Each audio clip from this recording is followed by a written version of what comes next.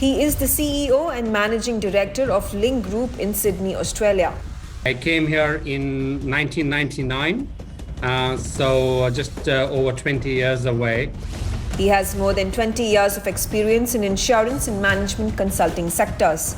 Over the last 20 years, we have seen quite a lot of Indian-based migration into Australia. And NewsX proudly presents the VaKu Diaspora Dialogue with Vivek Bhatia.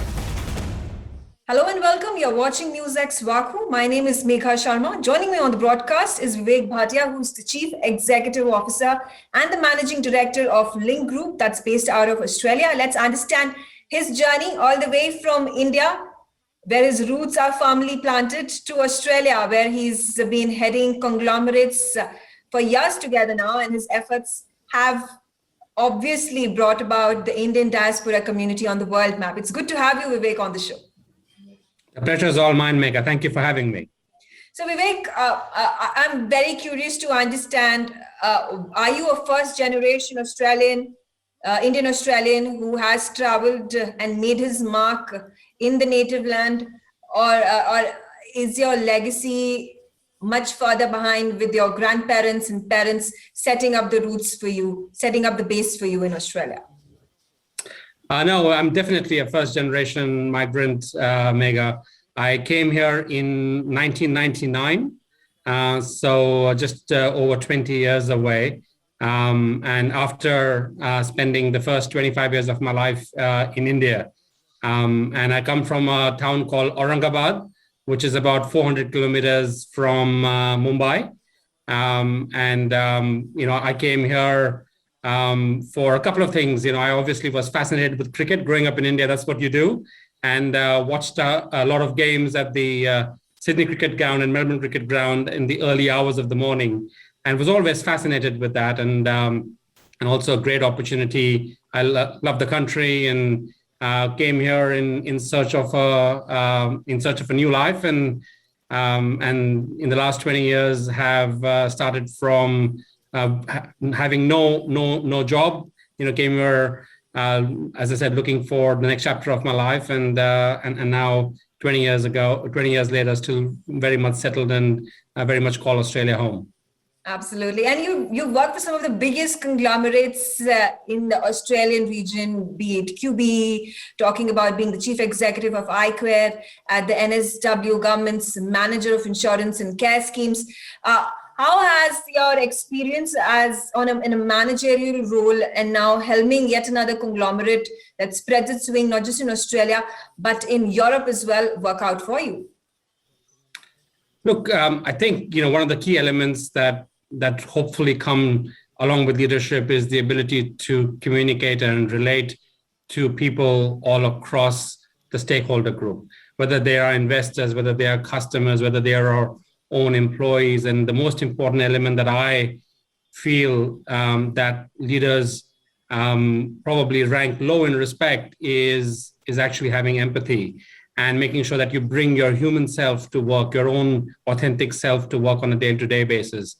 And while commercial judgment is important, making sure you have the right acumen, but I do think that the one thing that the Indian roots do give is that ability to bring your human self to work and always be your true self and authentic self as well. Absolutely. You're intrinsically an Indian who has worked hard because of his own enterprising nature, hardworking nature, and that's what Indians are known all across the world. How has this experience built you? Obviously, this is a base that you're building for your future generations, and they are going to be thankful to you for the hard work that you've put in. But also keeping in mind these decades and decades of years that you've spent in Australia as an Indian Australian, have you also witnessed some kind of a change in terms of the attitude of the natives towards the Indian diaspora? I think when I came 20 years ago, Megha, there were very few Indians that used to look around and find. In fact, if you saw an Indian across the street, you would smile and you would think, oh, I know you are from the same country as I am. But over the last 20 years, we have seen quite a lot of Indian based migration into Australia, and the people in Australia have become a lot more familiar with Indian faces and Indian food and Indian culture, which has been great to see. And as a bystander, we have seen a great migration explosion that has happened in Australia. Australia is a land which is multicultural in its roots, and has really embraced people from different cultures and backgrounds into its fabric. And it's fantastic to see that actually happen. And we can play a small role in that. And obviously, when we come into a different country, we bring what we have and what we have grown up with, but then we assimilate into what is the larger frame that sits within us. And which is why I think it's a real amazing journey to watch as countries grow from being quite unilateral in the way they are constructed to being a lot more multicultural. And Australia has had a great heritage of doing that. And I do think it is one of the example countries in the world which really embraces multiculturalism and brings it to the root of what it is as a country. I'll also ask about your personal journey in Australia, as well as your career that has grown magnificently. What kind of challenges did you face as a professional and also as an Indian American? Were there any hindrances, any bottlenecks that you had to face, keeping in mind your ethnicity? Yeah, look, I think one of the key elements that I have been very fortunate to have is that nobody has ever viewed me as, an Indian Australian or somebody who's come, who looks different or feels different. I think, what I have had the good fortune to have is people who have seen what I can do at work, what do I represent professionally, and then given me opportunities along the way to be able to demonstrate my credibility. And those opportunities are the really important element.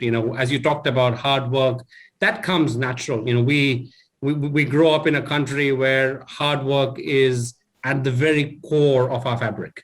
Making sure that we are always putting in your 110% of effort. That comes natural to us. And that's how my parents have raised me.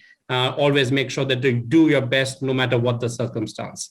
And those things always resonate with you when you grow up. And hopefully that's what we can embed into the future generations. And I've got 2 children, a 17-year-old daughter and a 15-year-old son. And hopefully that's my legacy that I give to them and nothing else. Those are the good, true values of hard work. I think then you need to juxtapose that with some good fortune, good opportunities, being at the right place at the right time. And obviously, those things happen when you are delivering to the maximum of your ability and really rising to your potential, but also going over and above. It's putting up your hand when opportunities come and saying, well, I am happy to take the ownership, the accountability, and actually go that one step extra. And I think those things have been helpful in my journey, and I've been very fortunate to work with some wonderful people in some great organizations. And as they say, God has been kind, and I've been lucky. You definitely have been lucky, and hard work has been that X factor to have brought you to the place that you are at. And congratulations to you on that achievement. And finally, I'd like to ask you about, are you part of various Indo-Australian diversified groups, forums, bodies, and what kind of a motivation do you have? What kind of missions do you have? What kind of goals and aspirations do you have in terms of building these Indian Australian communities into larger entities, and also allow for their representation in the political, bureaucratic, as well as commercial aspects of the Australian ecosystem? Oh, that is a great question, Megha. I feel that Indians are still at the precipice of making an impact into the broader Australian community, and whether it's politics or corporate, sports, all the key major aspects, education, and we see a lot of Indians, or I should say Australians with Indian origin, starting to make their mark, but it is still, I would say, a small single-digit percentage representation. And I think that, as we know, that potential is a lot more. And so my give back to the community, I guess, is wherever I can make sure that I can contribute in helping people charter their own journeys. Because at the end of the day, everybody has to lead their own journey. And my 2 bits of help or the 2 cents of advice is always to make sure that they put in their best capability, always look for opportunities, take risks, because without risks, it is difficult to take that step forward.